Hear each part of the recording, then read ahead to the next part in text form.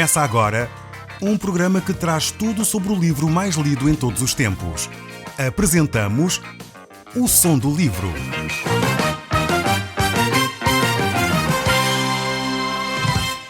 Seja muito bem-vindo. Neste podcast vai encontrar o livro mais conhecido e lido em todo o mundo.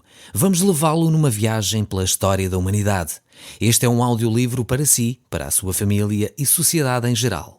Contextualização e comentários de Paulo Chaveiro. Eu sou Paulo Chaveiro e nós hoje estamos a olhar para o livro de Hebreus, no capítulo 7, e vamos ver aqui o verso 20. Estamos aqui numa secção em que vamos ver Cristo Jesus como o supremo sumo sacerdote. E é um sacerdote que não é um sacerdote qualquer. É um sacerdote que é perpétuo, um sacerdote eterno. E ele pertence a uma ordem diferente da ordem estabelecida. Nós no Velho Testamento, a maior parte do Velho Testamento, encontramos o sacerdócio da ordem de Araão. A tribo de Levi eram os responsáveis pelo sacerdócio debaixo da lei de Moisés. Mas aqui vai ser levantado um novo sacerdócio, um sacerdócio que é anterior à lei. E essa é a personagem que nós temos aqui, ao qual Cristo é referenciado. É este homem que era Melquisedeque, que é um tipo ou uma imagem do que Cristo viria a ser. E este Melquisedeque era um rei de Salém, que mais do que um rei de uma cidade, que seria a cidade de Jerusalém, era o rei de paz. Salém significa rei de paz. Era um homem que promovia a paz, promovia a justiça, como nós encontramos aqui no próprio livro de Hebreus. Então Jesus é um sacerdote que é desta ordem, um sacerdote que é perfeito. E nesse sentido nós desenvolvemos esta argumentação aqui com base no livro de Hebreus, quando vemos que Abraão deu o seu dízimo a Melquisedeque, tendo considerado então Melquisedeque superior a ele próprio. Nesse tempo Abraão estava livre de qualquer lei, portanto não havia a lei mosaica que obrigasse Abraão a dar o dízimo ou a dar as suas ofertas, mas por ele reconhecer a autoridade, por ele reconhecer que Melquisedeque era superior a ele, então ele decide voluntariamente ter esse ato. E aqui reporta-nos de novo para o tempo em que nós vivemos hoje. Portanto, não vivemos mais debaixo do período da lei, mas vivemos debaixo da graça de Cristo Jesus. E nesse sentido, podemos experimentar essa bênção porque advém da atitude e daquilo que Cristo fez por nós. No fundo é a semelhança quase daquilo que nós colhemos da atitude de Adão no Jardim do Éden. Porque nós, de alguma forma, toda a humanidade se identifica com a atitude que Adão e Eva tiveram ali no jardim de rebelar-se contra Deus. No fundo, não foi só o homem Adão e a mulher Eva que o fizeram, mas toda a humanidade em si assumiu aquele papel em Adão e Eva. E nesse sentido, em Cristo Jesus, todos nós também recebemos essa bênção. Todos nós somos justificados por causa da morte e da ressurreição de Jesus Cristo. Então temos este sacerdócio de Cristo, sacerdócio de Melquisedeque, que de alguma forma é um contraste em relação ao sacerdócio de Arão. Enquanto o sacerdócio de Arão é baseado na lei, o sacerdócio de Melquisedeque é baseado no poder e na graça. Enquanto o sacerdócio de Arão é baseado numa lei limitada, o sacerdócio de Melquisedeque é baseado numa vontade, num coração grato. Enquanto o sacerdócio de Arão limita, o sacerdócio de Melquisedeque fortalece. É um sacerdócio, enquanto o sacerdócio de Abraão é baseado numa lei exterior, que é imposta, o sacerdócio de Melquisedeque é baseado numa lei interior, uma lei da vida, uma lei da gratidão, que é do interior, provém de cada um de nós. Então temos aqui, de facto, contrastes extremamente interessantes que nós podemos retirar desta oposição em que se encontra o sacerdócio Melquisedeque em relação ao sacerdócio levítico, em relação ao sacerdócio de Arão. Há, no entanto, aqui também nestes textos reflexões extremamente profundas quanto às nossas motivações, quanto àquilo que nós fazemos e porquê é que fazemos, porquê é que nós agimos na forma como agimos. E é esse o desafio que o autor de Hebreus também nos deixa aqui, mostrando que vale a pena nós seguirmos o sacerdócio superior e perfeito que é o sacerdócio de Cristo, que não se aponta só para os comportamentos, mas aponta também para as nossas próprias motivações. Mas deixem-me ler então o verso 20, começando aqui no capítulo 7 do livro de Hebreus, lendo aqui o verso 20 para começarmos a meditar um pouco mais nestes textos que nós encontramos aqui. E diz assim o texto: "E visto que não é sem prestar juramento, por aqueles sem juramento são feitos sacerdotes, mas este com juramento por aquele que lhe disse, o Senhor jurou, e não se arrependerá, tu és sacerdote para sempre." Temos então aqui esta declaração de um sacerdócio eterno. E este sacerdócio eterno só se aplica realmente à pessoa de Jesus Cristo, porque teria que ser uma pessoa eterna para poder ter um sacerdócio para sempre. Nós, se olharmos para o Salmo 110, o verso 4, nós temos esta ideia reforçada. Diz assim: "O Senhor jurou e não se arrependerá. Tu és sacerdote para sempre, segundo a ordem de Melquisedeque." De novo, esta ideia, que já vem do livro dos Salmos, vem do Gênesis, já era estabelecida, por isso o autor de Hebreus pega nela e continua a fazer a sua aplicação então à pessoa de Jesus Cristo. É este Senhor superior, Senhor Jesus Cristo, que vem desde o Velho Testamento e é reforçado agora aqui de uma forma inequívoca no livro de Hebreus. O verso 22 ainda prossegue: "Por isso mesmo, Jesus se tem tornado fiador de superior aliança." Ou seja, Jesus é o garante desta aliança. Ele não é só o sumo sacerdote, mas ele é o garante desta aliança. E então ele é de facto a pessoa que pode validar toda esta promessa que aqui encontramos. Ele é superior, e encontramos isso no capítulo 8, capítulo 10, volta a reforçar esta ideia, que Cristo é o nosso supremo sacerdote de uma superior aliança com superiores promessas até. Não é só uma aliança, não é só um sacerdócio, há também promessas inerentes que são superiores às promessas feitas no Antigo Testamento. E agora no verso 23 ainda vemos: "Ora, aqueles são feitos sacerdotes a maior número, porque são impedidos pela morte de continuar." Ou seja, no passado, os sacerdotes do Antigo Testamento, os sacerdotes da ordem levítica, eram mais porque eles morriam. E como Cristo vive, logo não há necessidade de mais sacerdotes. Ele é o único e perpétuo, único e eterno. Por isso não há necessidade de nomeação de novos sacerdotes. O verso 24 ainda diz: "Este, no entanto, porque continua para sempre, tem o seu sacerdócio imutável." Não há razão nenhuma hoje para nomear novos sacerdotes. Agora eu sei que isto confronta-nos com provavelmente algum ensino que temos recebido ao longo de muitos anos, em que existe nas comunidades cristãs dois grupos de pessoas, os sacerdotes e os leigos. Agora, o texto bíblico mostra-nos que o supremo sumo sacerdote é a pessoa de Jesus Cristo. E todos nós, diz-nos o apóstolo Pedro, somos sacerdotes de Deus num certo sentido, em que somos intermediários entre aqueles que não conhecem Deus e o próprio Deus, no sentido que nós partilhamos a nossa fé com eles.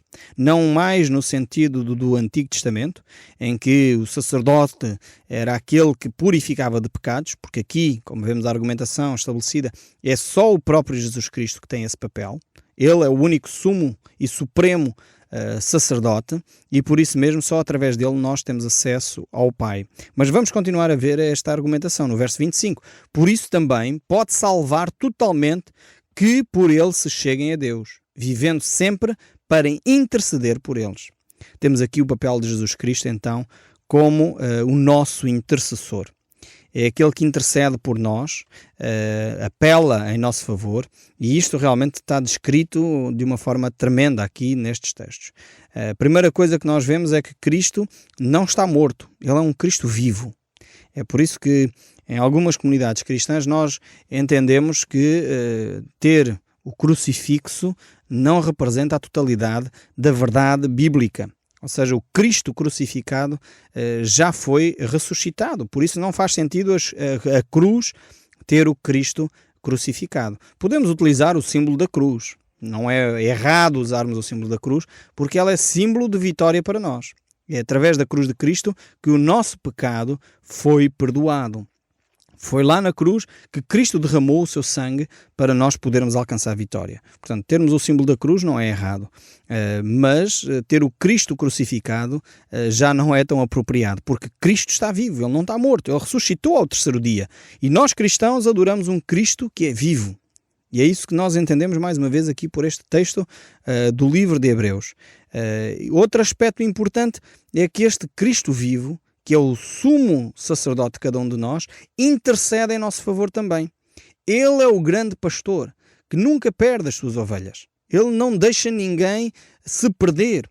Por isso reforça aquela ideia que nós já mencionámos alguns programas atrás, e quando falámos do capítulo 6 aqui do livro de Hebreus, que aquele aspecto ali não se refere à perda da salvação. Não, o nosso garante é Jesus Cristo. E Ele não perde nenhuma das suas ovelhas. É por isso que Ele nos entrega a cada um de nós também um ministério importante, que é o ministério da reconciliação. Como diz o livro de Romanos, no capítulo 5, verso 10, diz: estando já reconciliados, seremos salvos pela sua vida. Ou seja, Cristo Jesus está vivo, não está morto. E nós adoramos um Deus vivo e verdadeiro, um Deus que ouve as nossas orações, um Deus que pode e compreende quem nós somos. E por isso Ele intercede por nós, intercede por mim, por si, compreende o seu sofrimento, compreende como você se sente só, compreende quando você se sente traído. Ele próprio foi traído por Judas, Ele sabe o que isso significa, Ele entende quando você se sente desamparado, porque Ele próprio foi desamparado e por isso Ele pode interceder em seu favor. Ele está a interceder em seu favor. Basta cada um de nós nos aproximarmos dEle com um coração sincero. E o verso 26 aqui do livro de Hebreus, no capítulo 7, diz: com efeito nos convinha um sumo sacerdote como este. Um sumo sacerdote como este, como é que é? É santo, é inculpável, sem mácula, separado dos pecadores e feito mais alto do que os céus. Tremendo estas características de Jesus Cristo. Ele não é um ser frágil, ele não é um ser só que se esvaziou dos seus atributos e se fez humano, mas ele é santo, ele é inculpável e sem mácula, separado dos pecadores. Ele, apesar de conviver com os pecadores, ele nunca ficou maculado pelo pecado dos pecadores. E é curioso e é interessante também ver muitos dos escritores e dos autores que hoje propagam alguns filmes sobre a pessoa de Jesus Cristo procuram fazer o quê? Denegrir a imagem de Jesus, ou dizer que em determinada altura da vida de Jesus ele terá pecado de alguma maneira. E a Bíblia mostra claramente que ele é inculpável, ele não tem mácula. E é por isso que tantas pessoas sempre levantam suspeitas, porque não têm provas, como é óbvio, levantam suspeitas sobre a integridade de Jesus. É por isso que há tantos, entre aspas, desculpa uma expressão, abutres à procura de uma falhinha que seja na pessoa de Jesus Cristo para poder dizer: estão a ver? Jesus afinal não era perfeito. E realmente isto foi o que Satanás sempre fez desde o início. Quando ele levou Jesus Cristo, e estava Jesus Cristo no deserto, aliás foi o Espírito Santo que levou Jesus Cristo até o deserto para ser tentado, e lá estava Satanás a tentar Jesus, ele sempre levantou problemas na integridade de Jesus. Se tu és filho de Deus, faz assim. Satanás sempre trabalha na nossa integridade, naquilo que é os nossos valores mais importantes, na nossa filiação. Quantas e quantas vezes ele levanta suspeitas, levanta dúvidas. Se tu és filho de Deus, se tu és filho de Deus, não deverias fazer assim. Se tu és filho de Deus, não deverias ser assado. Se tu és filho de Deus, não deverias ter doenças. Se tu és filho de Deus, não deverias ter problemas financeiros. E as pessoas ficam com sentimentos de culpa. Começam a alimentar essas dúvidas no seu íntimo e deixam-se arrastar pela tentação do inimigo. O próprio Jesus foi tentado nestas áreas. É por isso mesmo que Satanás tentou Jesus, dizendo: se tu és filho de Deus, faz assim. E Jesus repunha a verdade, declarava a palavra de Deus e reafirmava aquilo que são os valores cristãos. Então, as dificuldades da vida não é sinónimo de que deixamos de ser filhos de Deus. Antes, pelo contrário, nós estamos a ver aqui pelo livro de Hebreus que Jesus foi obediente e foi treinado na obediência. Nós já lemos isto nos capítulos anteriores, por meio do sofrimento. Então, o sofrimento não é sinal de falta de fé. O sofrimento é um desafio à nossa fé. O sofrimento é um desafio para nós crescermos na nossa fé e não um sinal de falta de fé. Precisamos, de facto, de ler a Bíblia como ela está escrita e não criar aqui delírios, não criar aqui imagens que a própria Bíblia não tem. Então ficamos nas Escrituras. Você certamente, se já ouviu os programas anteriores, pode relembrar os textos em que nós falamos sobre este assunto. O verso 27, voltando aqui ao texto bíblico, o verso 27 prossegue: que não tem necessidade, como os sumos sacerdotes, de oferecer todos os dias sacrifícios, primeiro pelos seus próprios pecados, depois pelos do povo, porque fez isso uma vez por todas, quanto a si mesmo se ofereceu. Ou seja, Jesus Cristo é superior ao sacerdócio levítico. Porquê?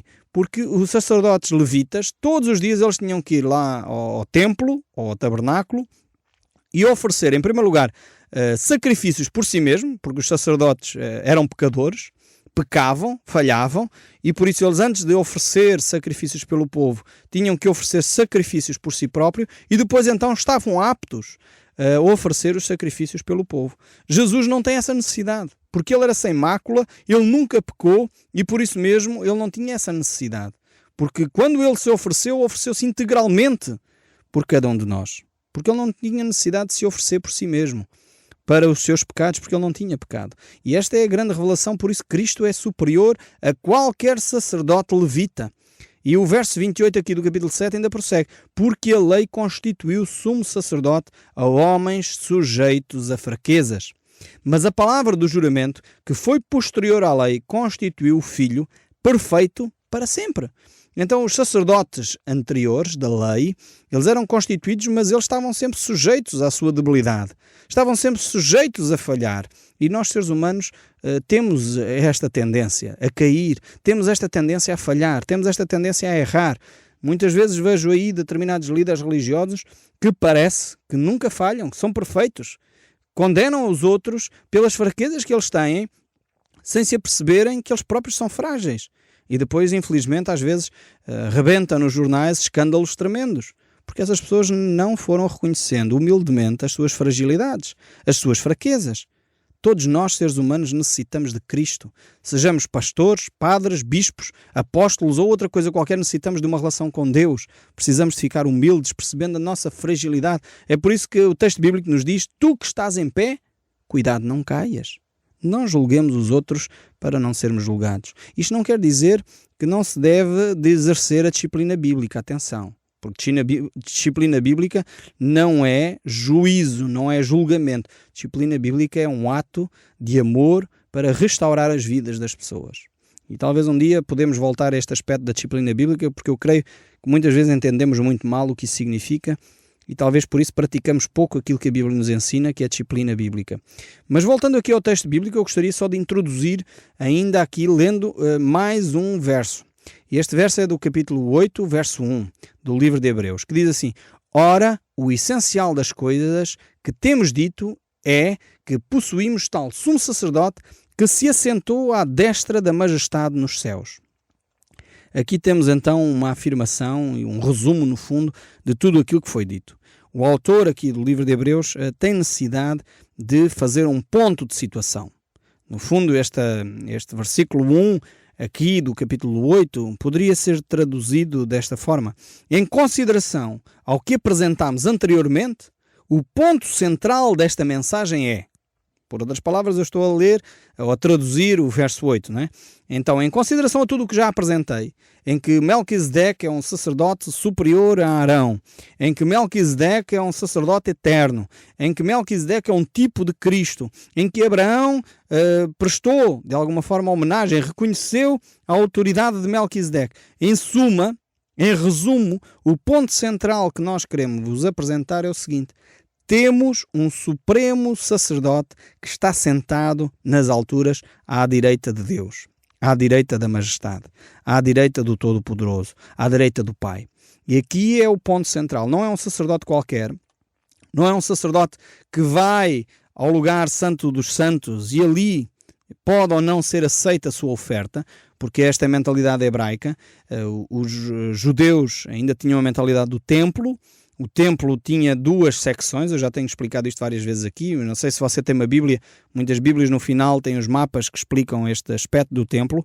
O templo tinha dois lugares: o lugar santo, onde haviam vários utensílios, onde os sacerdotes podiam estar para servir a Deus, e depois o lugar santíssimo, onde o sumo sacerdote, uma vez no ano, entrava e ali então ele podia apresentar o sangue de um cordeiro, de um animal. Ele entrava na Páscoa, só na Páscoa, uma vez no ano, e ali apresentava o sangue desse animal para purificação dos pecados do povo. E se o sacerdote não se tivesse purificado ele próprio, Deus poderia não aceitar, por causa do pecado do próprio sumo sacerdote. Aqui neste verso 1 do capítulo 8 do livro de Hebreus, o texto bíblico nos diz que Jesus Cristo é um sumo sacerdote que está aceite. Não só ele pode entrar no lugar santo dos santos, como ele foi mais longe. Ele está à direita de Deus. Ele está à direita da majestade nas alturas. Ele ganhou esse direito pela forma como ele foi obediente, e obediente até à morte e morte de cruz. Isso nos diz o livro de Filipenses. Realmente é um texto riquíssimo. Esta argumentação que o apóstolo Paulo faz acerca do sacerdócio de Cristo, que é um sacerdócio muito superior ao sacerdócio dos levitas, e que nem se poderia sequer comparar, porque não havia comparação. Porque não havia nenhum sumo sacerdote, nenhum sacerdote que pudesse se arrogar de ter esta intimidade com o Pai. A maior parte dos sacerdotes tinha um pânico tremendo de tomar essa posição, de uma vez no ano chegar lá e entrar no lugar santo dos santos. Era um ato de coragem, era um ato de fé essencialmente, mas um ato de coragem. E aqui Jesus está sentado à direita da majestade nas alturas. Por isso ele intercede por nós, por isso nós podemos nos aproximar com confiança deste Senhor. É o supremo sumo sacerdote de cada um de nós. Não sei se você sente o mesmo que eu sinto. Eu estou a falar destas questões aqui e sinto uma honra tremenda de ter Cristo, que me escolheu a mim e a si, para ser chamados seus filhos. É um privilégio tremendo este de nos podermos relacionar com Deus. Não é uma coisa oca, não é uma religião só de cerimónias, é uma religião de intimidade, uma religião onde nós podemos conhecer Deus, onde nós podemos derramar o nosso coração e onde nós temos resposta às nossas orações. Nós não estamos sós aqui. Cristo Jesus é o nosso supremo sumo sacerdote, é aquele que intercede por si, você não está só. Nessa sua luta, talvez você está a passar uma fase difícil na sua vida. Um problema familiar, uma situação de angústia profunda. Eu quero dizer, você tem um supremo sumo sacerdote que se compadece da sua necessidade, compreende aquilo que você está a viver e está neste momento a orar por si. Mais do que eu poder orar por si, ou a equipa da Rádio Transmundial poder orar por si, o importante é que Jesus Cristo está a orar por si. O Som do Livro, uma produção da Rádio Transmundial de Portugal.